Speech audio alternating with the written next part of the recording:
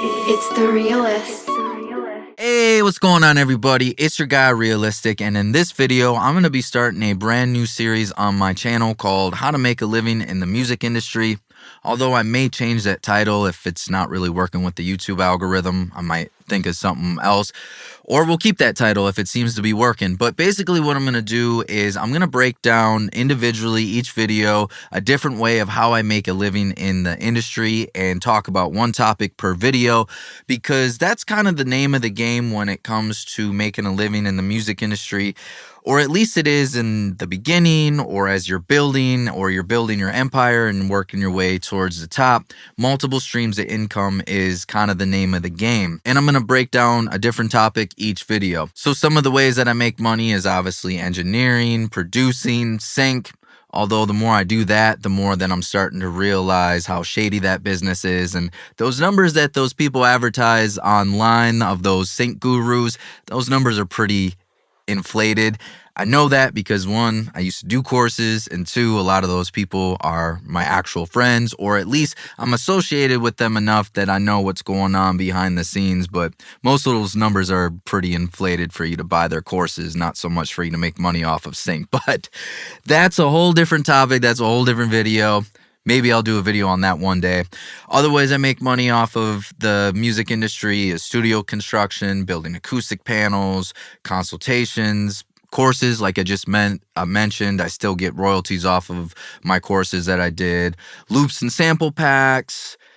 There's just a ton of ways. But in this video, I'm going to talk about a particular source of income that I've always been able to rely on and fall back on. And whenever times get a little hard, it's something I can always go to. And that is DJing. And I want to talk about all the different things that I DJ and all the different things that I do.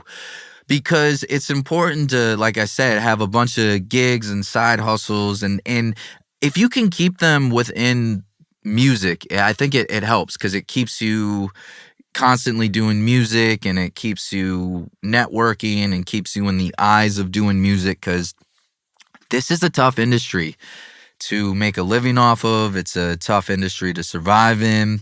You may look at my credit list or my list of accolades and accomplishments, and probably you're thinking, wow, Real's got to be just rolling in dough. And hey, I'm out here trying to make it just like you. I'm trying to survive like you are. I'm trying to find a paycheck a lot of times just like you are. Some months I have really good months, and some months I have not so good months. Some of the months are so good where I'm like, wow, man, if every single month was just like this, if I made this type of money, I'd be bringing in 6-7 figures a year.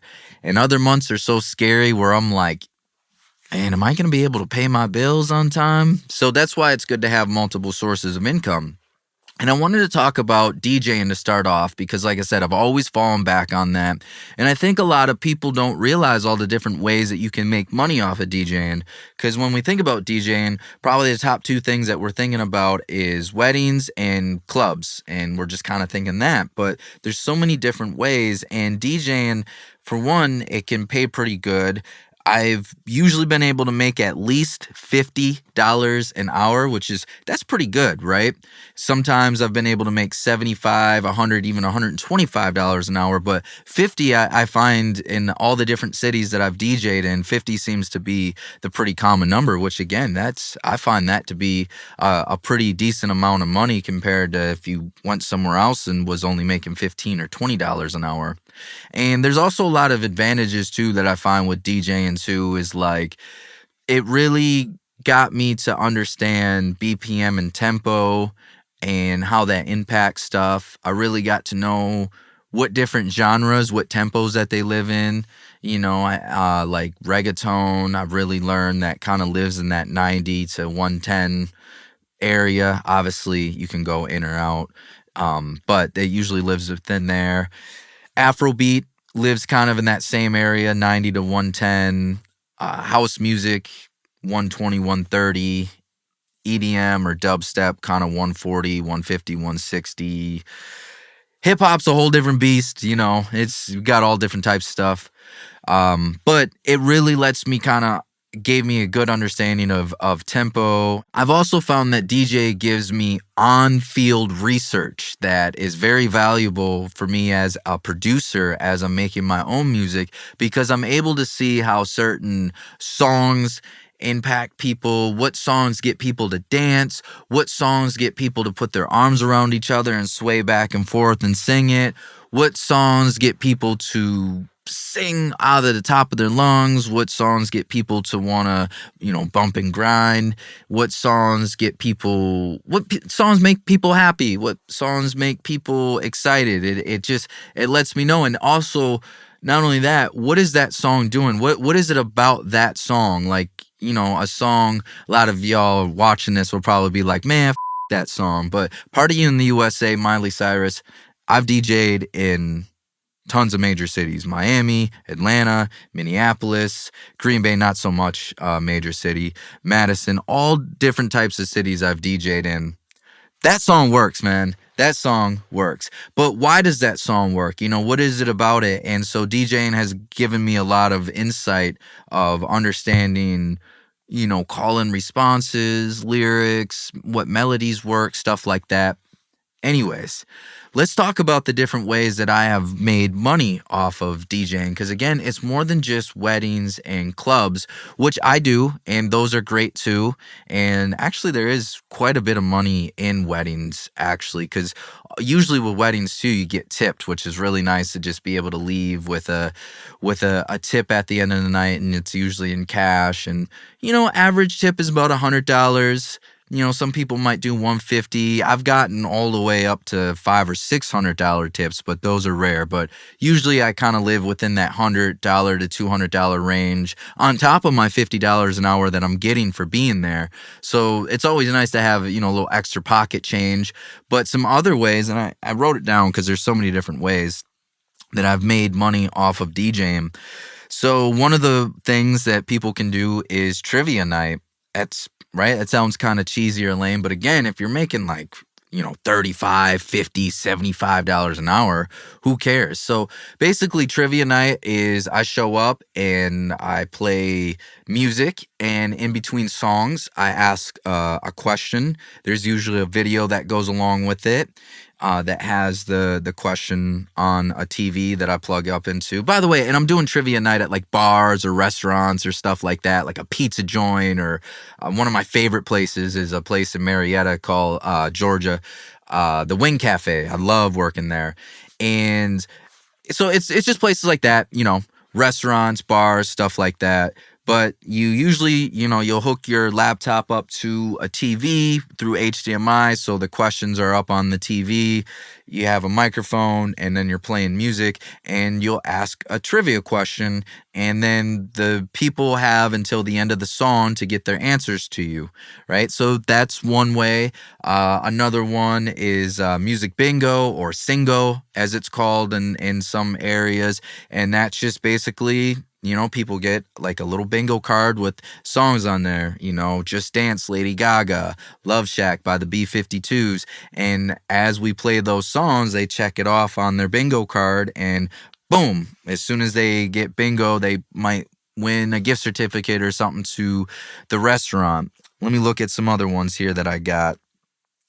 Karaoke night. Oh yeah, right? That's an obvious one, right? I mean, we're engineers, producers, live sound, right? It kind of all goes together. Karaoke usually does pretty well. It's very interactive. Anytime, actually, when I think about it, I shouldn't say usually. I'm sure people that are watching might have had experiences where it wasn't jumping like that, but I can't think of a time when I've done karaoke where that didn't just, I wasn't bombarded by people that were just putting in requests of songs that they want to do. So that one always does pretty well. Let me see here. Oh, I've done really big things too. It's not always just small things like Dragon Con. Oh God, that was epic. And I'm pretty sure I'm going to be able to do that again this year. But Dragon Con is basically Atlanta's version of Comic-Con, if I'm understanding that correctly.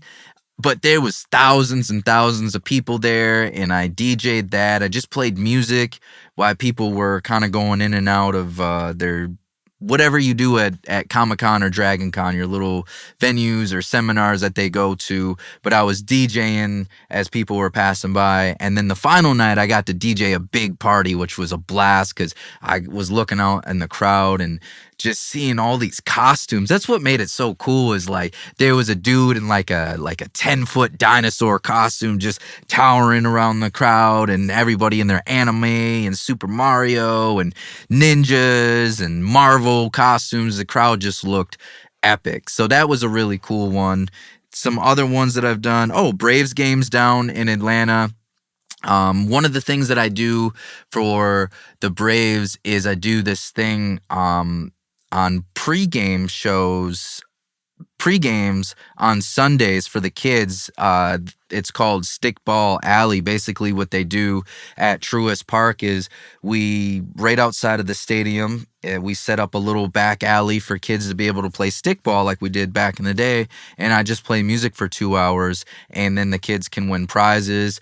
There's also the post-game show that I do with the Braves sometimes too. I'm not like the main Braves person right now, but I'm one of them. But what that is like, there's like a drum line and a breakdance crew, and then we play music as people are leaving the game. And if you know anything about the South, there's 2 sports that do really well in the South. That's college football, that's king, that's number 1, and then 2 is the Braves. Pretty much throughout the whole South, I've found they love the Braves. Up north where I grew up, it's more pro football that does good, and baseball games aren't really sold out like that. But the Braves do numbers, so those are always some really cool gigs that I do. And again, it just puts me in front of like thousands of people, and I'm always able to network and meet new people, and maybe get more clients that might want to record with me or something like that, because I'm doing music there, right? I'm playing music, so people assume that I do something in the music industry. And I have a lot of people come up to me and be like, hey, I'm an aspiring rapper, or I'm a producer, or this or that. And I'll be like, oh, that's cool. I own a studio. So, if you want to book with me, here's my contact information. All right, let's go over some other DJ gigs that I've done. These are all things that I've done. I did a Bitcoin networking conference down in Miami. If you've ever been to a networking conference, it's a bunch of tables set up and people just kind of go table to table and get information. And I was the one that was playing music in the background for that. Let's see here. Work events. Oh, yeah. So there was I think last year I did something in Piedmont Park in Atlanta where, what was it? I think it was like a dental firm had hired me to do their work event. Basically, it was like a get-together for all their employees and families, and they had games and activities, and they had food trucks, and then I played music during that whole event. So that was another one right there.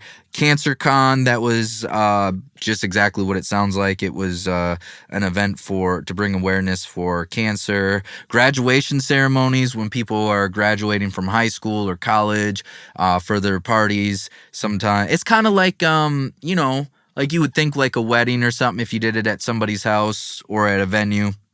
Kind of in the same lines that you're playing it for guests and they're there to celebrate something. Cinco de Mayo, I've done that a few times. That's really cool. Especially, I got a pretty badass set list and a couple cool crates when it comes to reggaeton and dembow and those type of genres. So I always have fun with Cinco de Mayo. School dances, like homecomings and proms. Those, if you think about that, they always have DJs. So that's another one. School pep rallies. I did that one last year at a high school in Georgia. And yeah, you think about it, pep rallies, they need music too to amp stuff up. And let's see here. We've done, pool parties. I always love doing pool parties. I'm looking forward to doing that again this summer. Basically, you just set up your music and you play music while people chill and hang out in the pool.